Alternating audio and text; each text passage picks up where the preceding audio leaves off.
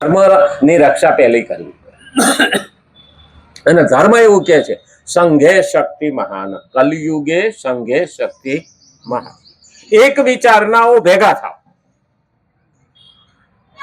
તો અહીંયા આપણે છે ને બધાને ભગવાન જોઈએ છે, બધા ભક્તિ કરવા વાળા એક જ વિચાર છે બધાના મગજમાં, મારે પ્રભુની ભક્તિ કરવી, મારે પ્રભુનું જ્ઞાન લેવું. તો જ આપણે ભેગા થયા, નહીં તો ભેગા થાય ખરા? બસમાં ભેગા તો હોય જ છીએ. 10 કલાક સુધી બસમાં જઈએ ને તો 60 જણા ભેગા જ બેસે. ટ્રેનમાં જઈએ ને તો 1500-2000 માણસ ભેગા જ બેસે, પણ સીટ હાટું બાંધતા. અહીંયા આપણે કેમ કરીએ છીએ? એક આવે ને જગ્યા ન હોય તો બીજાને આપીએ છીએ, કાની કરાવતા. કયો ફેર છે ભેગા બેહવાથી? નહીતર માણસ કે ભેગા ખાવાથી આત્મીયતા વધે, ભેગા બેહવાથી આત્મીયતા વધે, ભેગા ખાવાથી આત્મીયતા વધે. હાલ હોટલમાં કેટલાય ભેગા ખાય, 50 જણા ભેગા ખાતા હોય, કોઈ આત્મીયતા વધી ખરી? પણ ઘરમાં 5 જણા ભેગા ખાવા બેસે તો આત્મીયતા કેટલી વધે? આ ધીમે ધીમે માણસમાં સમજણ જતી રહી. હવે એને લાવવાની જરૂર. સનાતન એમ કે છે કે ભોજન વખતે આનંદથી કુટુંબ ભેગું થઈને જમ. રજાને દાડે તો હારામાં હારું રાંધીને બધા ભેગા બેહીને ખાઓ. અત્યારે રજાને દાડે હોટલમાં હોય. હવે ઘણા ને તો ડખો થાય. હોટલ વાળા લખે છે કે ઘર જેવું ખાવાનું મળશે, અને ઘરવાળી લખે છે કે હોટલ જેવું ખાવાનું મળશે. તો બે માંથી એકયમાં હોતું. આજે માણસ હોટલમાં જાય પણ સંતોષ એને થતો નથી. પેટ ભરે છે, સંતોષ થતો નથી. અને ઘરમાં હોય તો માણસને બહારનો મોહ હોય, એને સંતોષ ના થતો. બાપડો ગુરુ પાસે ગયો તો 20 વર્ષથી 2 માણસ ઝઘડો થાય કે બાપુ કાંઈક તો કરો. બાપુ કે તને હું બીજી સલાહ દઉં કે પણ અરે કે અમારે ખાવા બેસીએ ને ત્યાં ઝઘડો થાય કે રસોઈમાંથી. તો કે તો બૈરાને 2 કલાક મહેનત કર્યા પછી તારે ખાવાના વખાણ કરવા જોઈએ. દાળ સારી થઈ, શાક સારું થયું તો ઝઘડો નહીં થાય કે, નહીં તો ખાવા બેસતી વખતે થાય. બાપુ એ બહુ સમજાય ગુરુએ. બોલો ઘેર આવીને નક્કી કર્યું કે આજ તો વખાણ કરી નાખો. હા, ઘેરે આવીને બરોબર થાળી આવીને ઘૂંટડો દાળ નો ભેરો, હું મસ્ત દાળ થઈ છે. હા, શાક બહુ સરસ બનાવ્યું. અને ભવાની પ્રગટ થયા. હા, એ તો બાજુવાળીએ બનાવીને મોકલું એટલે તને સારું લાગે કે મારું તને કોઈ સારું નથી લાગતું. ઓલા અભાગ્યાના ભાઈ ગઈ ફૂટેલા કે બાજુવાળાને થાળી આવી હતી, સીધી એને દીધી. એટલે ઘણી વખત વાણી ક્યાં વાપરવી, કેમ વાપરવી અને કેવી રીતે વાપરવી. હા ભાઈ, રસોઈ કરો તો ખારા મોરું થાય. પણ આપણે પતંજલિ ઋષિએ વાણી શાસ્ત્ર લખ્યું છે, એમાં લખ્યું છે કે નેગેટિવ ને બદલે પોઝિટિવ બોલો.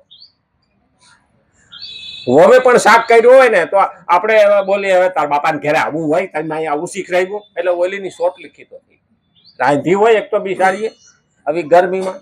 પણ એ જ શબ્દને આપણે બદલી નાખીએ અને એ જ શબ્દને મીઠા બોલીએ આપણે કે શાક સરસ થયું છે પણ થોડુંક નમક વધારે, એટલે બીજે દિવસે સુધરી પણ જાય. શાક સરસ થયું છે, શબ્દ સુધરી પણ જાય, વસ્તુ સુધરી પણ જાય અને શબ્દ કડવા લાગે. આપણે શું કરીએ છીએ? સીધો ધડાકો કરીએ. અને હું અમને નહીં બોલતા આવડતા, બોલતા જ બધાને આવડતું. પણ હંમેશા ક્યાં બોલવું, કેમ બોલવું, કેવી રીતે બોલવું, શા માટે બોલવું, બહુ મહત્વ. અને એટલે જ્ઞાનની જરૂર પડે. અમુક અમને તો પૂછ્યું ન થાય. આપણે પ્રેમથી નીકળ્યા હોય ને બોલીએ ને, કાં બેઠા ને તો કેતો હોય તો ઊભા થઈ જાય, તને શું નડે? એટલે આ પ્રેમથી બોલે, તને કોઈ બીજી વાર બોલાવશે નહીં. એટલે પછી શું કે અમુક માણસોનો અનુભવ થયો ને કે આને ક્યાં હડકાય થયો, હડકાય થયો એનો શું થયો? એ કૂતરા જેવો જ એને ગયો કે ડાયસિયા ભેરાવી ના રે નહીં.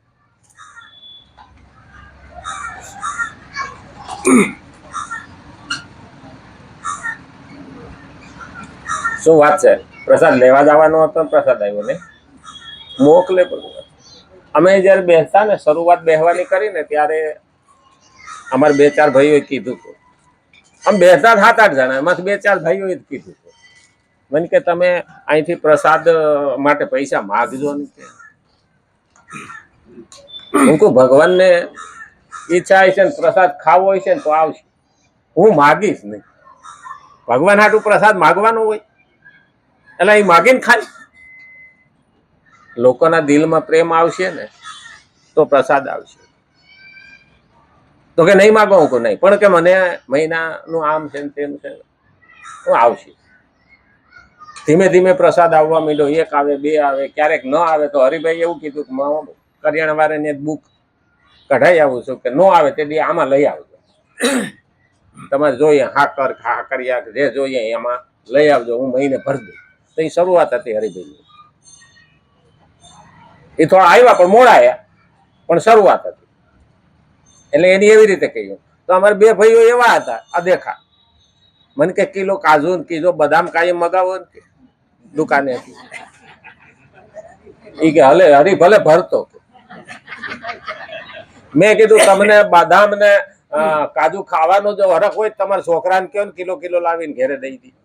પણ તમે કોકને મારવાનો ધંધો હું કેમ કરો છો? આવાય હોય અહીંયા કઈ સાંભળવા વાળા આવે તો એવા જ ન હોય કે બીજાને પાડવાનો ધંધો કરે. પણ તે દિવસનો હજી સુધી આપણે કોઈ પાસે લાંબો હાથ કરી પ્રસાદના માગવા પડ્યા નથી. અમુક ભેગા થાય તો આપણે તહેવારમાં પ્રસાદ માટે વાપરી નાખીએ છીએ. અરે એની કૃપા છે ને, એને સાચવવાનો છે ને. દેનારો નથી દુબળો, અને એને ભગવાન નથી રાખતો દુબળો. જે દેનારો છે એને 1000 ગણું આપે છે. આપણે રોજ પેલા ભાઈ ઉમેદભાઈ પ્રસાદ મોકલે છે એ કે મને તો કોઈ દી ખોટ આવી નથી. મહિને 10,000 નો પ્રસાદ એ માણસ ખર્ચે છે, 7,000 નો 10,000 નો પ્રસાદ ખર્ચે છે. એને કોઈ દી ખોટ આવતી નથી. 10,000 મહિને પણ એકને પગાર આપે. એની જગ્યાએ એ તો મારા પ્રભુને આપે. ખોટ નથી આવતી. એ આપે છે તો એને 10 ગણું મળે પણ છે. પણ મળે છે એટલા માટે આપું છું એમ નહીં. હું ભગવાન ઉપર પ્રેમ કરું છું ને આપું છું, તો મને ભગવાન કોઈ બાકી રાખતો નથી. જો દ્રૌપદીના ચીર એટલા પૂરા હોય તો મારો પ્રભુ એ આપણા ઉપર ઋણ રાખે ખરો? ન રાખે. તો જગતમાં એક રે જન્મો એને એવો કે જેને રામને ઋણી રાખ્યા. બાકી ભગવાન કોઈનું ઋણ રાખતો નથી. આપણે 100 રૂપિયાનો 200 રૂપિયાનો પ્રસાદ આપ્યો છે તો પ્રભુ 2000 કે 22,000 ગમે એ લાભ કરાવી. અને ઘણા તો એવું કે અમારી પાસે ટાઈમ નથી, અમે શું કરીએ કે અમે તો ભક્તિ કરી શકીએ અમે નથી, અમારી પાસે ટાઈમ નથી. અને ભગવાનને ટાઈમ લેવો હોય ને તો ક્યાંક લપસીને પડીએ ને હાથ પગ ભાંગે ને 6 મહિનાનો ખાટલો આવે તો એ ટાઈમ આવ્યો ક્યાંથી? ભગવાન ટાઈમ લઈ લે હો, આપણને ખબર ના પડે. મારી પાસે ટાઈમ નથી કે એવો સમય હું ક્યાં બગાડું? ભગવાન કે તારી પાસે ટાઈમ નથી. અને જો ટાઈફોઇડ થઈ ગયો તો ડોક્ટર કે 21 દાડા આરામ કરવાનો છે, તો શાંતિ બેહી રે. એ ટાઈમ આવ્યો ક્યાંથી? 21 દાડાની કલાકો ગણ.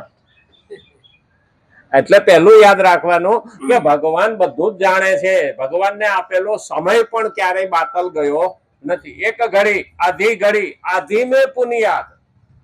થોડામાં થોડું પણ જો મારા પ્રભુનું કર્યું ને તો પ્રભુ કોઈ દી માથે બાકી રાખતા નથી. હું કેટલું કરું છું એ મહત્વનું નથી, હું કેવું કરું છું એ મહત્વ.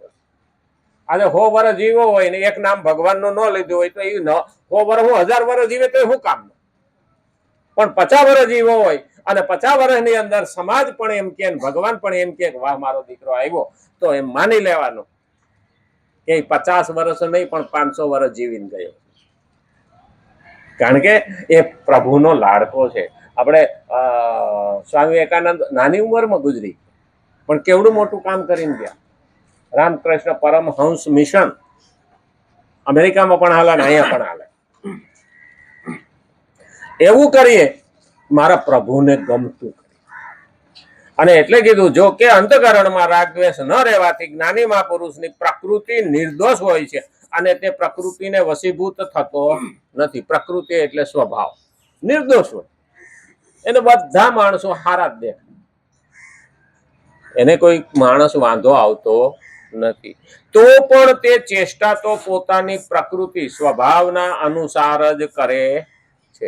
એમાં જે અંદર ભાવ છે એ પ્રમાણે જ એનો સ્વભાવ બને. ખરેખર તો સ્વભાવ આપણે બોલીએ છીએ 2 શબ્દોમાંથી બનેલો છે.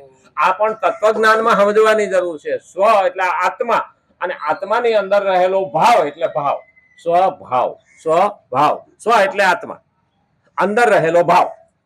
હવે મારો ભાવ તમારા તરફ નફરત નો હોય તો હું કોઈ દી સારું કહું નહીં.